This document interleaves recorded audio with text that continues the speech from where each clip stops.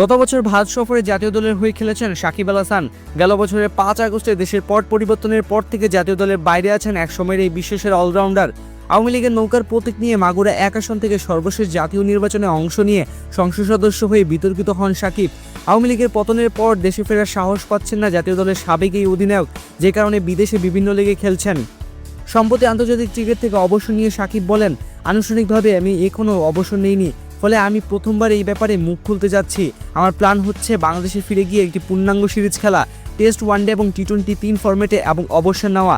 এটাই আমার প্ল্যান। একটি সিরিজ খেলে 3 ফরম্যাট থেকে অবসরে যেতে চাই, এটাই আমি চাই। ক্যারিয়ারের শেষ সিরিজে ভালো করলে খেলা চালিয়ে যাবেন কিনা এমন প্রশ্নের জবাবে সাকিব বলেছেন, না, একদমই না। প্লেয়াররা কোনো কথা বললে নিজেদের কথায় অটল থাকাটা জরুরি। দ্রুত নিজেদের কথা বদলে ফেলে না কেউ।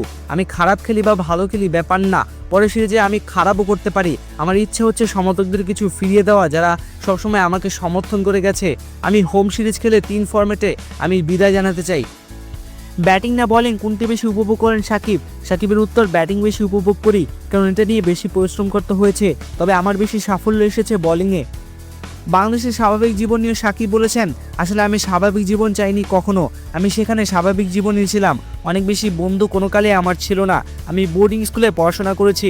আমি যখন অনূর্ধ্ব 15 ক্রিকেট খেলি, আমার কোচ বলেছিলেন তুমি একদিন জাতীয় দলে খেলবে। তখন কিন্তু বন্ধুদের সাথে ঘুরতে যেতে, বাইরে গিয়ে রেস্টুরেন্টে খেতে পারবে না। এখন থেকেই প্রস্তুতি নিতে হবে। ফলে আমি সেভাবেই নিজেকে প্রস্তুতি করেছি। ফলে আমার লাইফ সেখানে নর্মালি ছিল। বিশেষ করে যখন আমার বাড়িতে যেতাম, একদম স্বাভাবিক জীবন ছিল।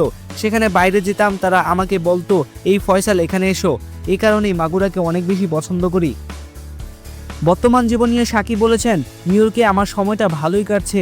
আমি যদি অনেকের সাথে থাকতে চাই, অনেক বাংলাদেশিদের সাথে চাইলে পারি, একা থাকতে চাইলেও সেটাও পারি।